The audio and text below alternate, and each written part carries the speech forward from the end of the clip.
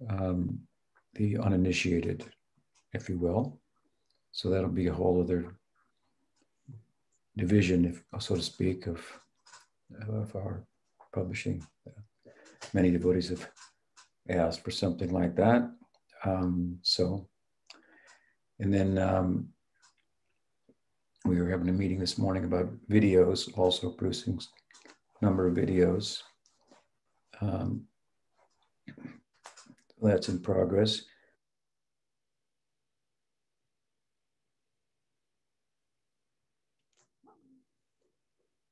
Think you froze.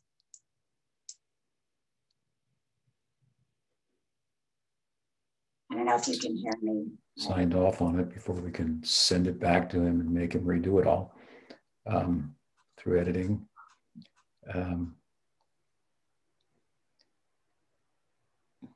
I say that in a lighthearted way, of course. So that's also in progress. And yeah, all good. We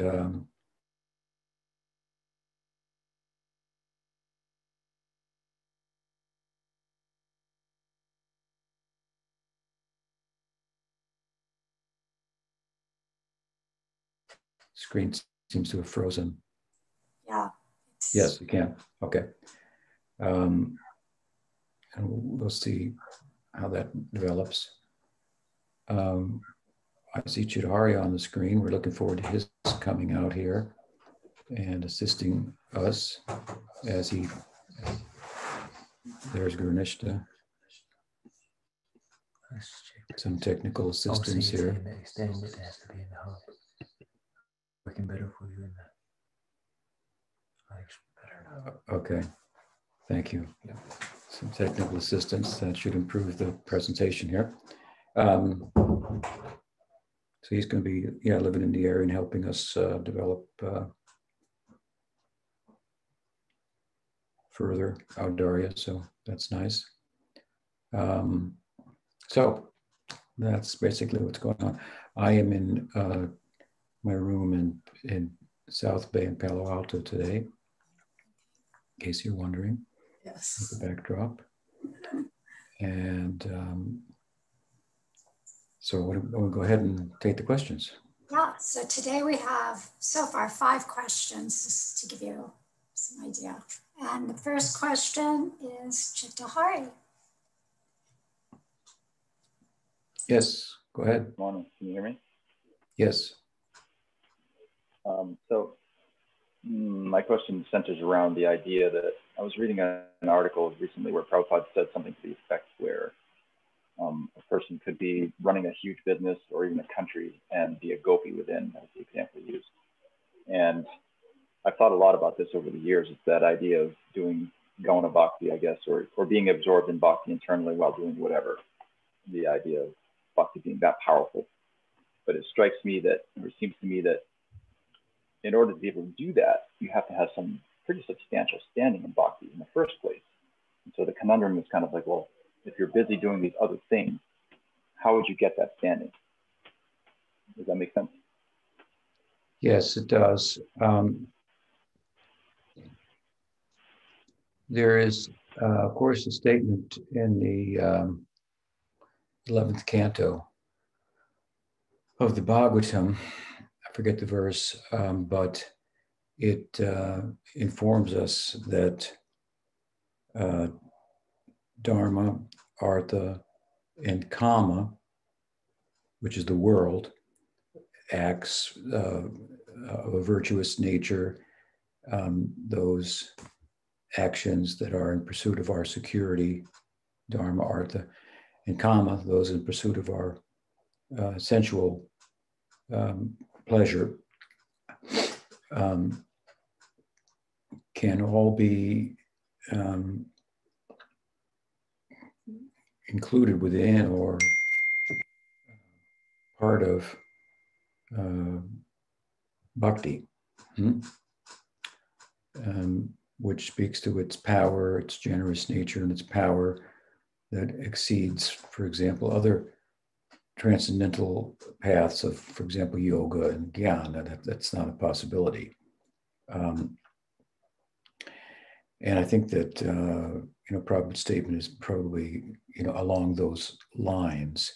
In other words, bhakti does not have to consist of simply sitting and chanting or engaging directly in one of the principal angas of bhakti, but dharma, artha, and kama, which is again the world, can be incorporated into bhakti. And so it's generous, it's powerful. That said, of course, I think Vishwanath Chakravarti Thakur gives an example of how, and Jiva Goswami, perhaps in Sanatana-dharma also, of how one can do that. For example,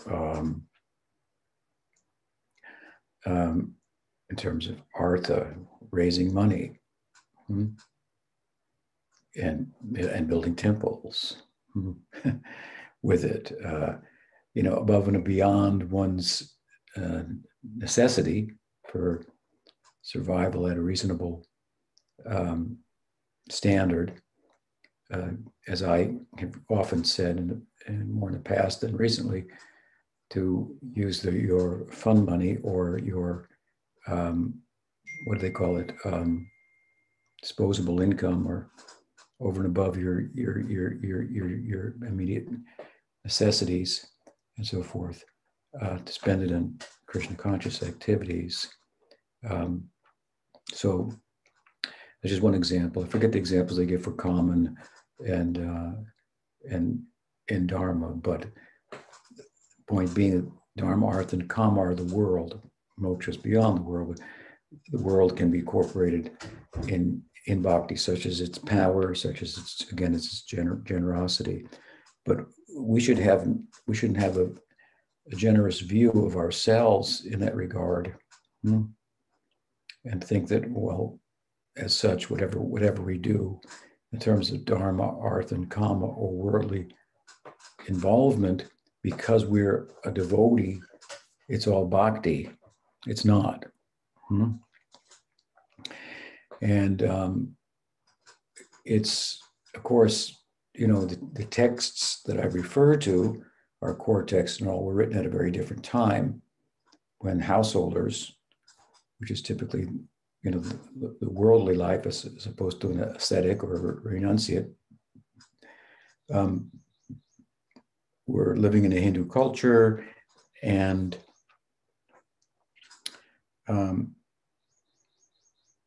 they could be, part of a large community of Vaishnavas and so forth, where that possibility becomes more understandable. I forget the example that you gave. Somebody could be a world leader or something and a gopi at the same time, something like that. So, one could be a leader of a whole, let's say the administrator of with a manager of a large community of devotees, and managing it and doing all of that, and internally be a gopi at the same time. I think when I explain it like that, it may be more understandable, as opposed to, well, he's going to get into politics and become a senator and be a gopi. In today's world, I'm using the American political system that I'm familiar with as an example, but it would apply in any country, would be rather difficult, and probably quite a stretch.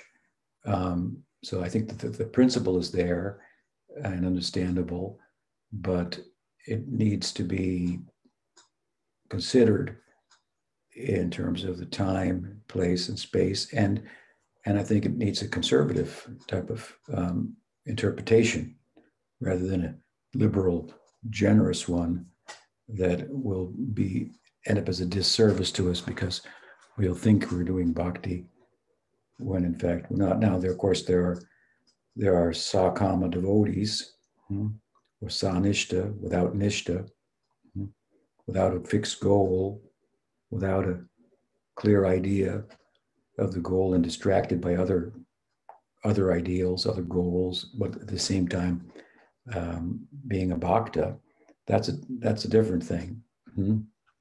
They can't be a gopi and do that at the same time, so to speak. So in other words, it's not that you're not a devotee, and it's not that you may not make progress if you have other ambitions, other desires that are a distraction, and you actually pursue them. But that pursuance is not necessarily going to be consumed by the little bit of bhakti that you do. You're kind of,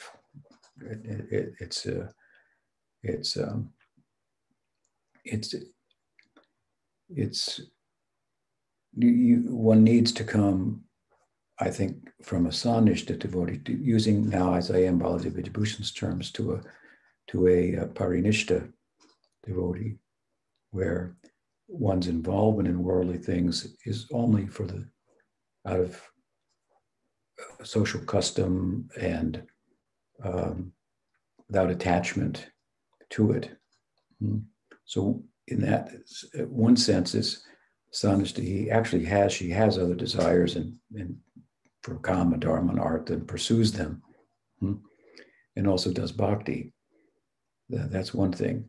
The other side of it is that as a parinishta means one is typically a householder, has obligations, social, religious, and even sensual obligations for the children, for going to funerals, marriages, all the things that are involved in that, but involves himself or herself in that without any attachment to it as a social duty, religious duty that doesn't have to get into that adherence to is not going to increase their bhakti, and foregoing is not going to decrease their bhakti, but they're living in the world and they're setting an example for other people, and they're living up to responsibilities that they through desire have been saddled with, if you will, like for example raising children and so on. So they're doing it with detachment and all the time raging within. Their ideal is bhakti, and that's what they're pursuing. And again, this is easier said than done in our modern world, but that's kind of the ideal, I think, of a householder devotee that Prabhupada was advocating that his students, come to that level of involvement, and then some of them, in the natural course of that, will become renunciates, just to as many as you can count on one hand, few persons.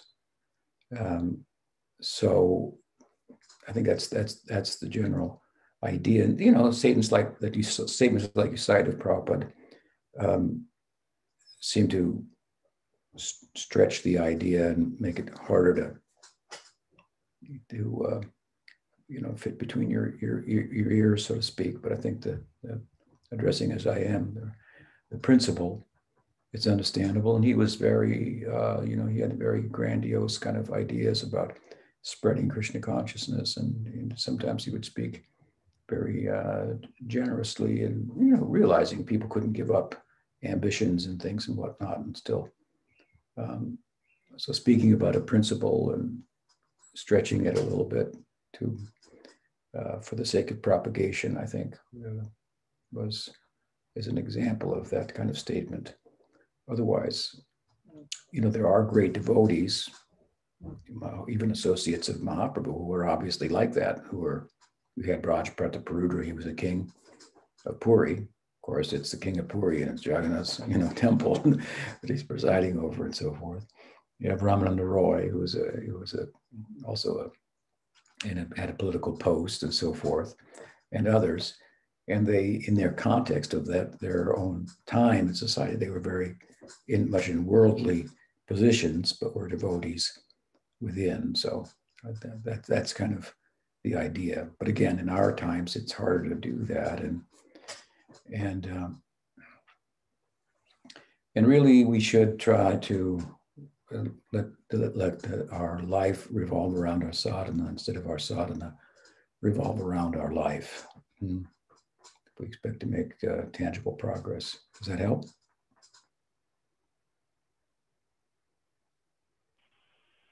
Yeah, it does. And so I'm wondering now about the what you would call, or where the line of going to bhakti begins then. Say, like you said, just to do your worldly duties of maintaining yourself doesn't necessarily constitute bhakti. But like in the Dharma Samhita at the end, Krishna tells Brahma, so okay, go create the world like you have this desire and consider it as a meditation on me. So, but that's Brahma, and he's talking to Krishna directly, so obviously that's a little different. Well, I don't think the line is drawn by the activity themselves, but by the inner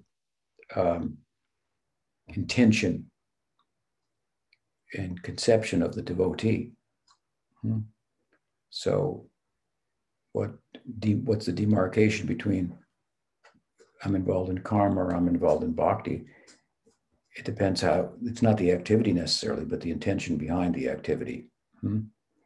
So if internally one's a devotee and is looking at it all from that perspective, then one can be involved in any number of things.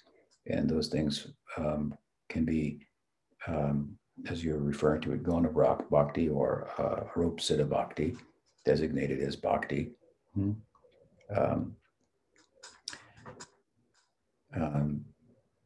But, you know, like I say, it's easier said than done to be involved in those things only from a devotional perspective. I've given an example before. Let's say you're a married person, and you have desire for children. So, well, there's a whole lot of things that go with that, and you got to work and support and so on and so forth, and take care of the children and so forth. But if you realize that you need those things in order to feel emotionally whole enough to not have them drawing upon you in such a way that they're a total distraction from your ability to practice. And therefore you put those things in place and they make you emotionally whole enough that you then use that energy and that balance that you've acquired from that to invest it in your bhakti and your practice and so forth. If you can do that, I mean, then you can see your wife or your husband, as may be the case, or your children as extensions of they're there to assist me in my bhakti. I needed those things. Krishna provided them for me. And I can totally be involved in taking care of them, raising them, all of the mundane things that involves ordinarily. And if the conception is right there, then it can be seen as bhakti. I'm worshiping my wife, because without her, I wouldn't have the emotional balance to be able to do. But then you got to, it's easy for me to say that. It's easy for someone to hear that and go, everything's great. I got my family and it's all bhakti, not necessarily. That's the power of bhakti. We have to be careful that when we say bhakti is powerful and generous. And she is, of course, not to misunderstand that and abuse that. And what is bhakti? It's a Krishna Anushilanam, Anukulena Krishna Anushilanam. So it's an inner culture and consciousness, Krishna consciousness. So the more that's in place, what I spoke about in the example I just gave of a family person is entirely possible, but imitation of it is not it, you know, to be in that space. I mean, look at Bhaktivinoda Thakura. He was a worldly person. He had, I think he fathered 14 children, maybe two died or something like that. And you know, and he was a magistrate and so on and so forth. But they say that, you know, when everybody went to bed at night, he was up, you know, writing his books and so forth, you know. So he was able to do that. So we can give him as an example, but not everybody's a Bhaktivinoda. So given that, we really need to put full emphasis on our spiritual practice and the main angas of bhakti and organize our life in such a way that they become, that it facilitates their pursuit. Does that help? Yes, that makes sense. Okay. Eric, you want to unmute yourself? Dandavats, Hare Krishna Maharaj. Good morning. Morning. So my question is regarding a passage I found while reading Sri Guru and His Grace by Srila Sridhara Maharaj.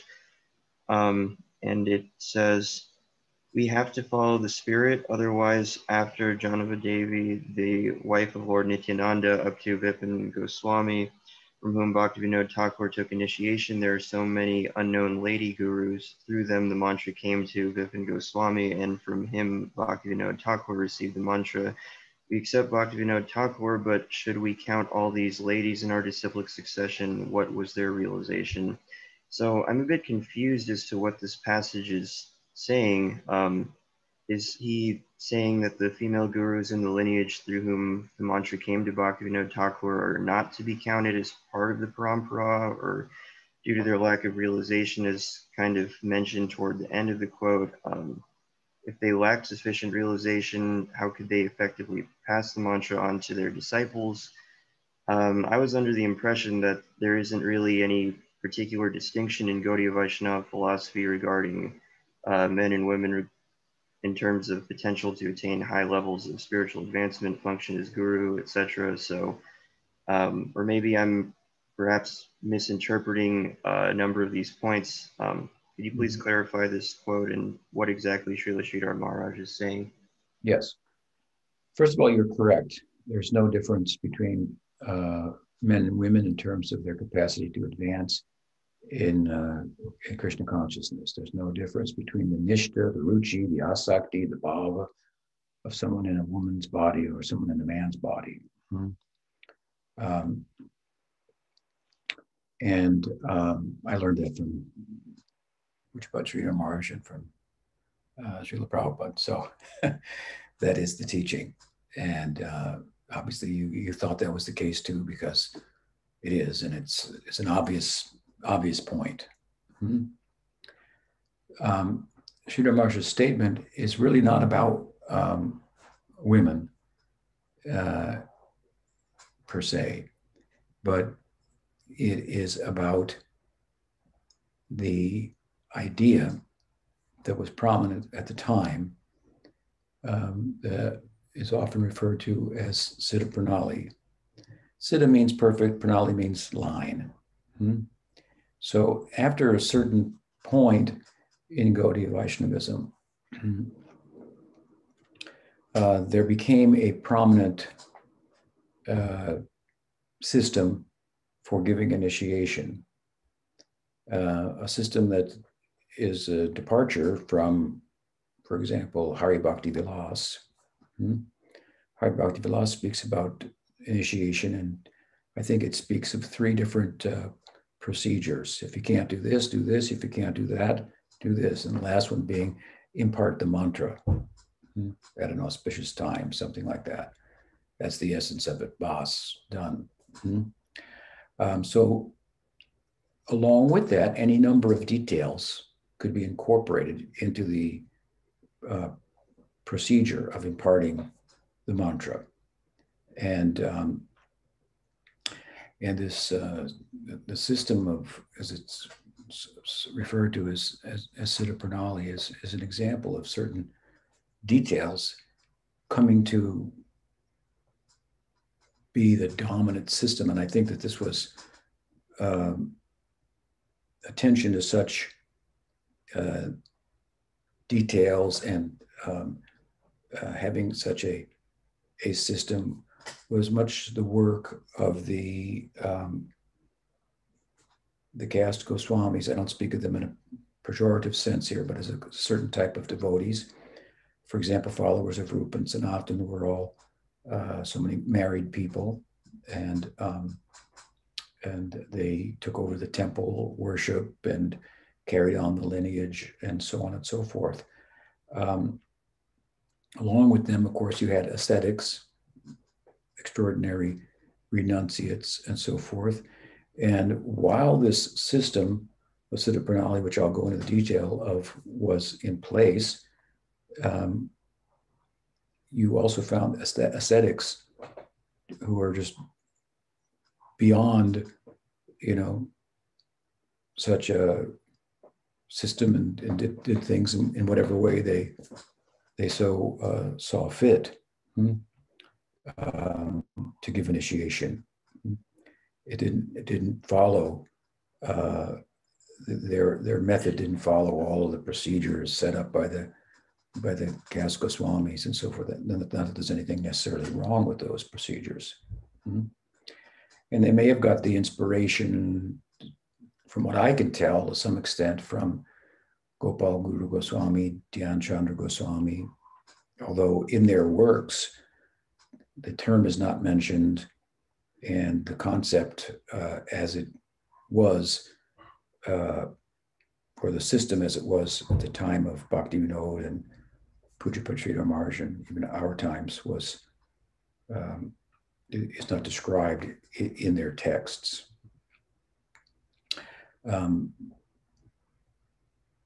But the system, if you will, was that you would get a Diksha Patra, a letter, and in the letter, it would state, maybe who the witness was to the initiation, and that this is your line, and the members in the parampara, going back to Nityananda Prabhu or Advaita Prabhu or whomever, one of the associates of Mahaprabhu,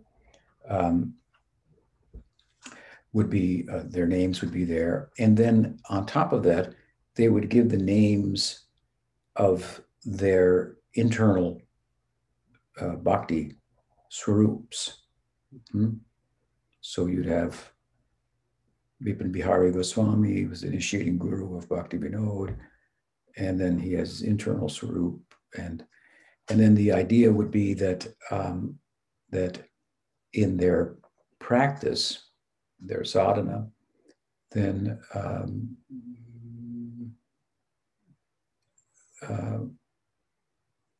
there would be a meditation, remembrance, smarnam on the succession in terms of their internal swarups. And one would also be given an internal swarup oneself.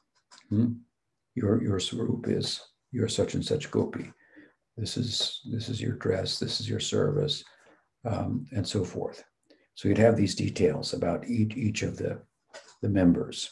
And you'd have the letter confirming it, and there, any number of other details, but that's kind of the sum and substance of it. But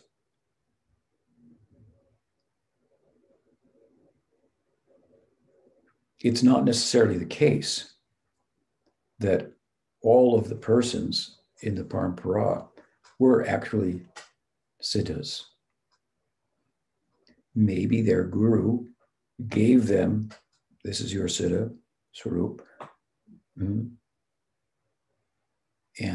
maybe that was accurate, but it's not necessarily the case that they realized it. It may not even be the case that what the guru gave them is even accurate or based on any developing spiritual sensibilities as a result of their practice in advanced stages, which will give one an orientation, which will give one a natural attraction, and so forth. And that, of course, corresponding with their bhakti samskars and so forth. So the idea is nice in a way, but the fact on the ground that was being experienced at the time of Bhaktivinoda Thakura was that all the persons in the lineages were not siddhas. And therefore, if you want a siddha pranali, well, all you need is one siddha, really. And in the case of Bhaktivinoda, let's use him as an example, we find things in Bhaktivinoda that we didn't find in Bipin Bihari Goswami as initiating guru. We also find that Bhaktivinoda Thakura did not, where his own Guru Parampara departed from the Siddhanta in some areas from that of the Goswamis. He didn't go with that. He only presented what the Goswamis presented. Even Bipin Bihari Goswami himself, his guru, also took exception to some of the things that were being taught in the line prior to him, and he considered it to be interpolation, other people getting involved, and it didn't really represent the line, and so forth. So the point that Sridhar Maharaj is making is that, if you want to make a claim about a siddha pranali, well, there have to be siddhas. They may not necessarily be siddhas, and so we draw our line to Bhaktivinoda. We say the Bhaktivinoda Paribar. Someone says, well, what about the rest of his line? Well, what about the rest of his line? We don't dismiss it, but we know that we consider Bhaktivinoda Thakura siddha. That's our faith. We're not alone in that. And we have connection with him, and we consider Gorkashore as Babaji Maharaj siddha. He gave initiation to Bhakti Siddhanta in a totally unorthodox way. He didn't give a diksha patra. He didn't give so many. He just did what he did. If you want to criticize Bhakti Siddhanta for not getting the proper initiation, you have to criticize so-called proper in terms of the details of the time. You have to criticize Gorkashore. Take up your complaint with Gorkashore Das Babaji. I don't think you want to do that. On the one hand, you want to call him a siddha, but you say Bhakti Siddhantas, no, he didn't get the right kind of initiation. But what he got from Gorkashore. And again, he was initiating Bhakti Siddhanta Saraswati Thakur in the presence of Gorkashore and Bhakti and Bhaktivinoda Thakura with their blessing. So anyway, that's a little bit aside from what you're asking. But the point is that at the time, it was apparent that any number of lineages were weak in terms of having real spiritual standing and authority in the line. In some cases, well, the husband was the guru and he handed it down to the wife, and the wife to the son, and so, and it was more or less a family affair and somewhat of a business. It's not necessarily bad entirely, but it could get bad, and did, and it lacked some spiritual vitality. Well, you could say, well, Bhaktivinoda's in the line. If the line lacks some spiritual vitality, then what? Well, he had obviously a previous life, in the least. Some consider him, having come from Goloka, but he presents himself as a sadhana siddha, and he obviously had, if that's the case, he obviously had some standing from the previous life to come into this life and then formally get his, and substantially get his diksha. But still, in him, things manifested that didn't manifest in his guru. So what Sridhar Maharaj is addressing is that kind of issue, and but from him, we also learn, as you say, that men and women can be perfectly advanced gurus. I think maybe he cited the Janava. So Janava was a lady. She was perfect. But he could have as well said, but all those men and ladies, you know, you just happened to say that at the time. You could take that out of context and say, see, he's a misogynist, and here's what, and this is what he's saying. And so, but it's totally like ignoring the context of everything that he teaches. And I think I once looked at that statement, and I don't think what you read in the book is an excerpt from a longer statement. And if you look at the whole thing, I'm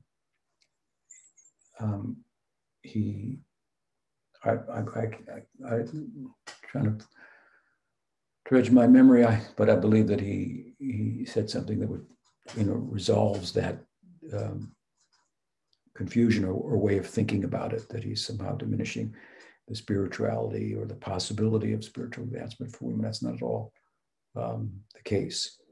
And, you know, again, well, at least in the context of what you read, also he mentions Janava, who was but not all the ladies, not all the men as well, necessarily. So he's really commenting on the whole insistence that without this particular system in place, your mantra will have no power if you don't get it just like this. And the whole thing is it's a nice package. It's a nice idea if it all works, and everything's accurate. They're all siddhas and so, but it doesn't have to be like that. Initiation doesn't have to include any such things. The mantras are powerful and fully capable of doing their work, which is revealing through the sound of the mantra, the words of the mantra. The mantra and the words are your swarup in sound form. It's contained within that. You can't realize Krishna, if you will, without realizing who you are in relation to Krishna. The two things are, you know, they go together because it's a subjective view from a Sakya Rasa point of view, from a Madhurya Rasa point of view. You can't have one without the other. So they say you might realize Krishna, but you won't realize your Swarup. I mean, it doesn't make any sense. Both go together. So is the mantra capable of revealing Krishna? Well, yeah. I mean, is there anything about, I mean, that's what the Gopal Tapani says, where the mantra, for example, the Gopal mantra is revealed, or Krishna Nam and the Maha Mantra. Is it capable of revealing Krishna? Certainly. I mean, that's what it's Krishna in sound. And if Krishna is realized, well, then your relationship with him is realized as well. They go together. So that's really what it's about, that section. Does that help? Yes. Thank you very much, Maharaj. That makes a lot of sense. Okay. Another question? Greg, you want to unmute yourself? Hare Krishna Maharaj. My question pertains to you mentioned in Sacred Preface in the final chapter what it means to be a real Vaishnava as opposed to almost a Vaishnava. You use the expression expanded spiritual sensibility. So my question is, what's the difference between the idea that the guru is the embodiment of love in the stage of ruci and the idea that he is God's representative? Right. Well, we find that in just from the Chakravarti Thakur's Gurvastakam, in the last verse, he says, Sakshadharitena Samasta Shastra. That all the Shastras say that the guru is directly Krishna. And then the next line is, Kintu Prabhorya Priya Evatasya. However, Kintu, he's also dear to Krishna. So how can you be Krishna directly, all the scriptures say, and be dear to Krishna?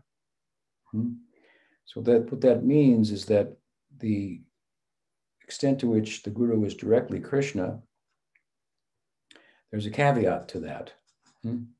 There's a caveat to that.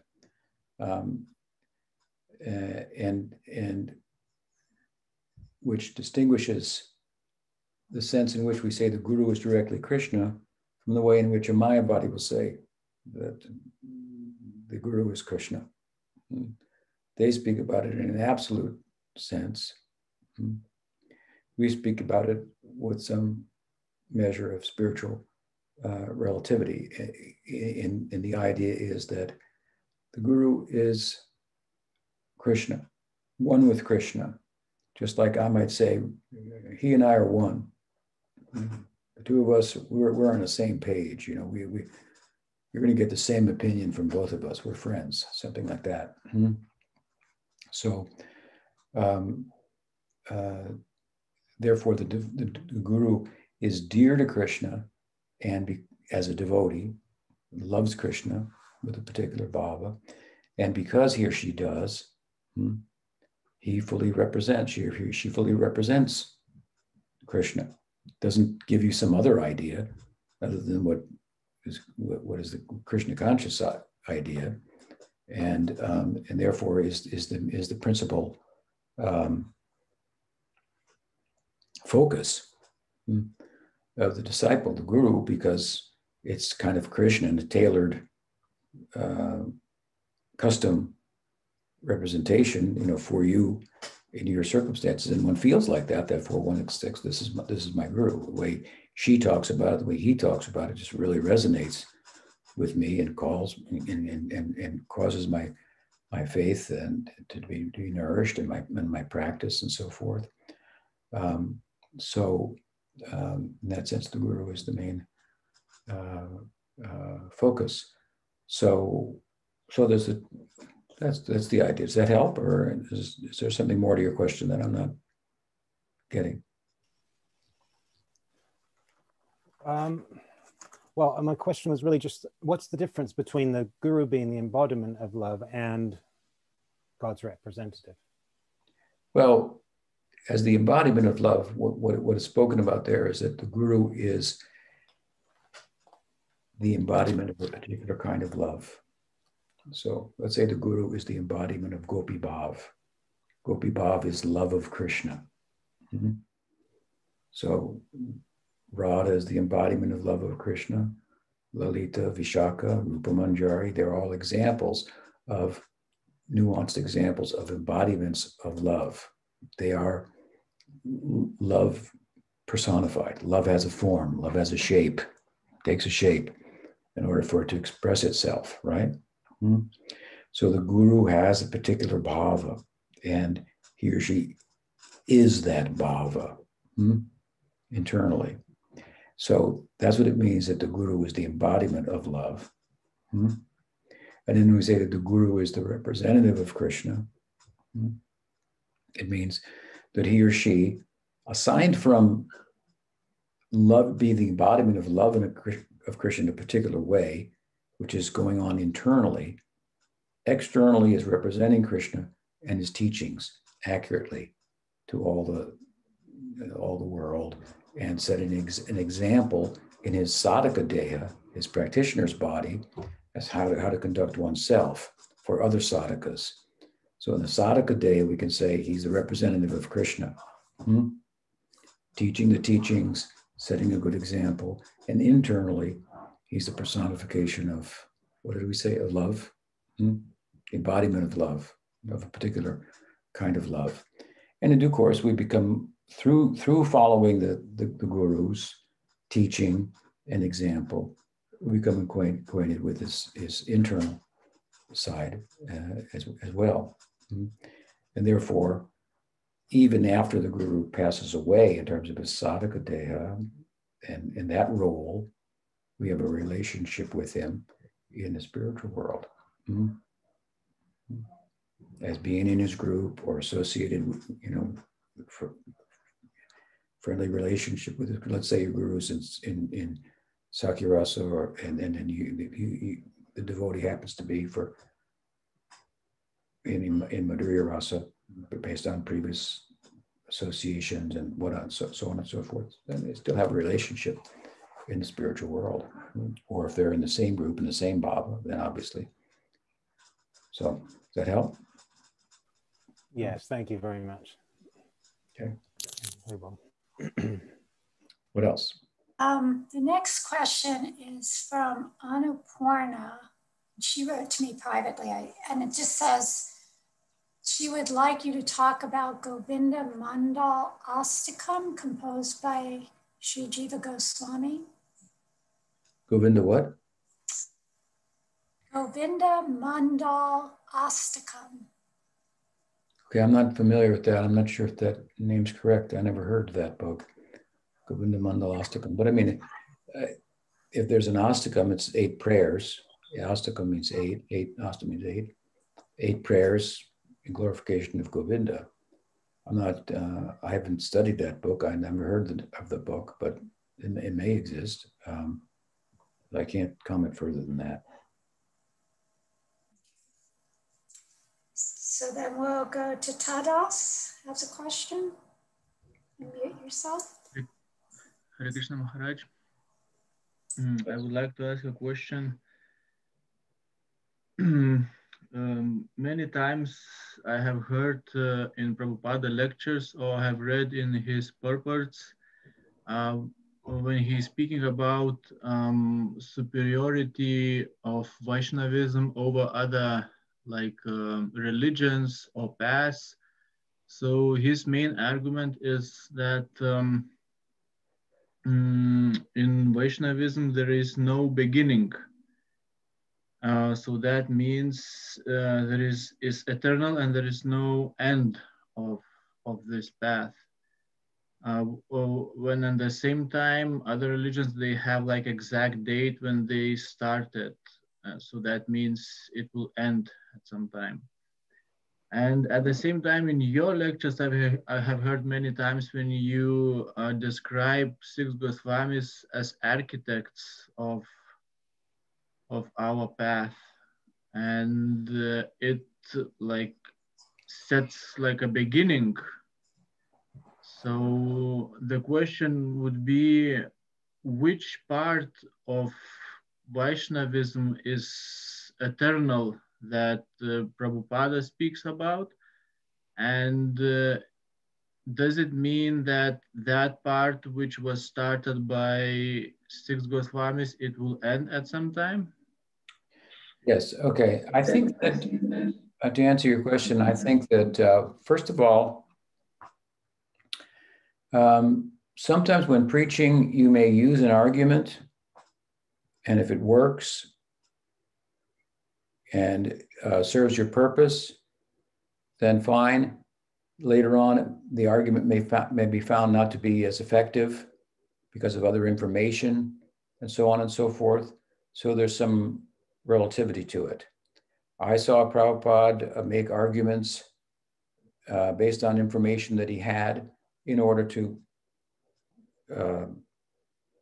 foster the faith, commitment, and involvement of his disciples, and then get information that contradicted the argument. And then he would say, anyway, well, so then look at it like this, give another argument. So there's a principle involved in his preaching or anyone's preaching. They want to foster the faith of disciples and enthuse them and so forth. The argument may be valid. It may be partially valid. It may not be valid. But when you're preaching, you come up with any number of ideas based on information that you have, and you use it. So I don't think that these are necessarily everything that a preacher says or everything that he or she employs in terms of arguments to grow the faith of the disciples are necessarily something to be taken as absolute. Some things are, but not everything. Mm-hmm. So, I mean, like let's take Prabhupada's argument. All the religions in the world have a beginning, and Gaudiya Vaishnavism doesn't. Mm-hmm. Therefore, it's eternal. It doesn't have an end. Well, Prabhupada was not a student of every other religion in great detail. Mm-hmm. So they might come up with with an argument, to the contrary. But I think that, but maybe not. what I think that Prabhupada's argument is really based on, in this instance, is the idea that the Vedas have no beginning. So this goes beyond Gaudiya Vaishnavism. That would include all forms of Vaishnavism, for example, and other, well, let's say all forms of Vaishnavism within Hinduism. The idea amongst the Hindus is that there are sounds embedded in the world, just like you have Brahma. He creates the world. The way he creates the world is through sound, which is, of course, sound is that by which we differentiate one thing from another. We call that a pillow, we call that a chair, we call that a window, we call that a computer. We distinguish one from another. So the creation is thought to be by sound. So distinguishing one thing from another, giving it a place, conceptually. Something like this, Brahma is creating through sound. So there are sounds embedded in a fabric of the world, just like in mathematics, it's thought there are mathematic formulas embedded in nature. And one school of mathematics, the dominant school, feels that those are discovered, and they explain things about how nature works. So similarly, the Vedic mantras are, one can hear them with a spiritual ear internally. So rishis would hear the Upanishad. It's existing. And then they would speak it, and then it would be called so-and-so Upanishad because he spoke it. Such and such Upanishad because she spoke it. But it doesn't have its origin in that person. It's an eternal sound. So Krishna is eternal, God's eternal. So the mantra, for example, Gopal Tapani, is a mantra that reveals him. And it eternally exists. And a sage heard it and then wrote the Gopal Tapani Upanishad. It's kind of the idea. So Shruti means which is heard. So they're just like there are sounds that dogs can hear that we can't hear, right? And other species. So there are sounds that sages can hear. And even ordinary people or ordinary humans can't. And they're eternally existing. They correspond with the absolute. They describe him in a certain way. They're non-different from him. They're the sound representation. And so that's eternally existing. And whereas the Bible was written at a certain time, historically, the Quran written at a certain time, historically, the Book of Mormon, or the Mormon religion, it has a beginning. So I think this is more what he was referring to than Gaudiya Vaishnavism per se. But Gaudiya Vaishnavism derives from the Shruti. And the Shruti is followed by the Smriti, which means humans reflect upon the Shruti and they write further about it. So that's like supplementary literature that explains it. So now the Bhagavatam is a Smriti technically, but it calls itself a Shruti. Shruti Sara may come. That's a whole other interesting argument and so forth of the Gaudiyas. So the Gaudiyas see the Bhagavatam as having no beginning, even though it may have a beginning in terms of when it's written down, in terms of Sukadeva speaking it. It was originally spoken by Krishna in 4 verses to Brahma. So this is what he's referring to in comparison to other religions. They're more man-made or human-made. Ours is human-made too. I mean, it's just basically human beings reflecting on it, trying to speak about it and put it in words, even when it transcends the limitations of language and so forth. But there's this strong idea, a purushaya is this technical term in the Hindu tradition, that that the Veda is not created by humans. Buddha apparently objected to that idea. Therefore, he's called Gnostic. But no one else, I don't think any other religion makes that kind of claim about, and like I say, the Bible. The Bible is basically recording a historical event, the advent of the Jesus, or Quran is, looking at everything through the lens of Muhammad. Now, the interesting thing, of course, is that in academics, people in the particular field of Indology, they try to date the different Vedas and Upanishads and so on and so forth. But I mean, no one knows who wrote them. You can't find it. We say there's God, they're authored by God, so to speak. Well, if you come up with someone else and definitively show us who else wrote it, you can, but they can't do that either. So it's an element of faith on our part, but there's good reasoning to support it. Like I said, just like there are mathematical equations that reveal something about how the nature works. I mean, let's take Einstein's formula, E equals mc squared. It's already existing. It's not that he invented. And then at that time, suddenly energy equals mass squared started happening. It was already happening. It's the nature of something about the nature of the world. And this is the formula's way of speaking about it. And he realized it. He had inspiration. So as there are sounds embedded in nature that reveal something about nature, how nature works, similarly, there are sounds that one can come in touch with that reveal how to transcend the limits of material nature and to know and experience oneself and one's full prospect. You like the answer? Okay. Yeah, thank you very much. Yeah.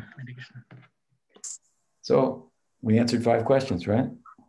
We did. We have a couple people that came on and asked later on the chat, but probably don't have time. Okay, I see one. It says, Ananta Govinda has a follow-up question from the last week's discussion on the contribution of the 6 Goswamis to the Vaishnava philosophy. He says, is it accurate to state that they extracted and organized in books information about Sakyarasa and added all the details? Was that information available in the Shastras anywhere before them? Nectar of Devotion is full of names and details of those pastimes. I was wondering how those came to us. So, yeah, the concept of, for example, when you're citing fraternal love of God, exists before Gaudiya Vaishnavism. And Rupa Goswami, Jiva Goswami, Vishwanath Chakravarti Thakur, in their comments on his work, for example, Bhakti Rasamrita Sindhu that you cite, sometimes have cited verses from other Puranas about someone who had such an affinity of that nature for God. So the concept of Sakyarasa is not something that Rupa Goswami has given to the world. It existed prior to neither Gopi Bhav. However, at the same time, let's look at Gopi Bhav.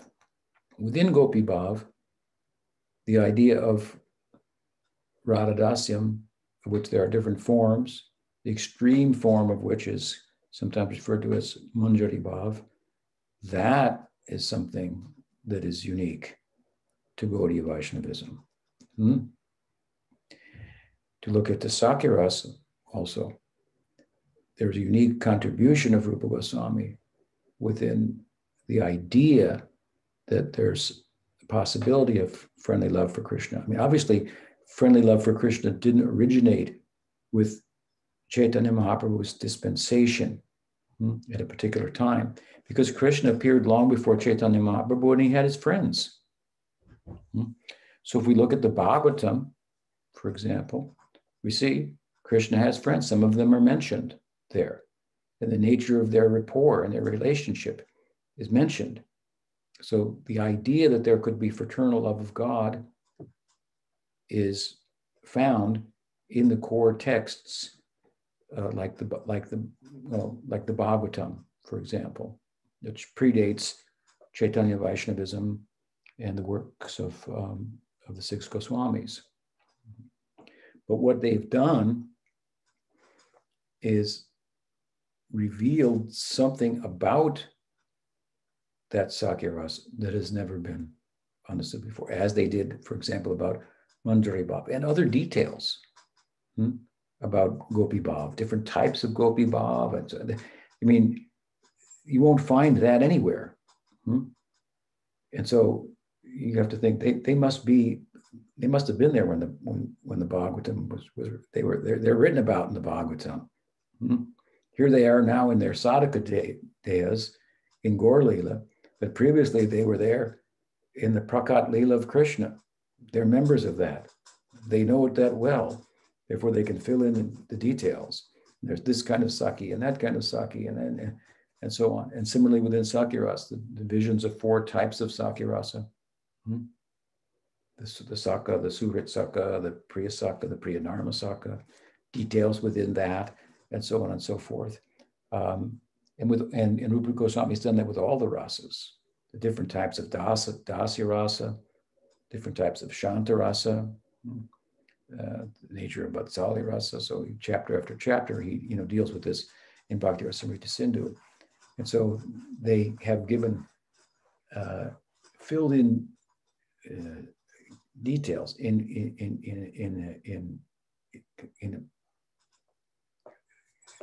to a large extent. I mean, they've really played the thing out such that it becomes something that one could conceivably identify with and pursue. Just hearing about in the Bhagavatam, they're friends of Krishna and so forth. Well, you might be attracted to that, but how to do that and what the details of that are and so on and so forth. That's not available. They've given that. They took, in other words, what Chaitanya Mahaprabhu and Nityananda Prabhu came to give through Nam Sankirtan from Golok, its wealth. Goloker Premadan, Harinam Sankirtan. And then they've explained it in great detail. What is the possibilities in terms of the end result and how it works and so forth. So their contribution is immense, but it does not extend to telling the world for the first time there's something called Sakya Rasa. I think that answers your question. And then we see something from Pedro had a question. Who? Pedro? Pedro, if you're there, unmute yourself. Yes, hi, can you hear me? Go. So I'd like to ask this question to Maharaj. It's usually I'm not hearing you, Pedro. Can you hear me? No? Let's see what's going on with your mic. Hello, can you hear me? Okay, well, we're at a lower time, so we would have to save Pedro's question for next time. Okay, well, thank you so much. As always, it was wonderful, and we so much appreciate association like this. Nice to be with you. Jai Hare Krishna. His Divine Grace, Bhaktivinoda Thakura Swami Guru Maharaj Ki Jai. Or Bhaktivinoda Ki Jai. Jai.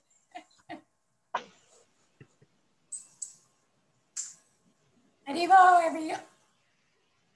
Hare Krishna. Haribo, Rohini. Haribol. Hare Krishna. Haribol. Hare Krishna.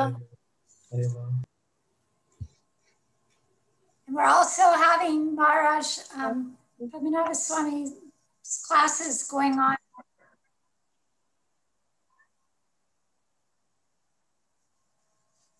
So his class will be tomorrow, Mondays and Thursdays at 11:30 Eastern Standard Time. And it's a wonderful series of classes on Vaishnava etiquette. And, you know, the classes are a series, but you can come in on any time and get a lot from the class. And they're all going to be, they're all being recorded. And so you can catch up with the first ones if you want. But it's really wonderful. We'd love to have more of your association. Yeah. All right, dear devotees, Hare Krishna, Hare Bol. Hari Bol. Jai.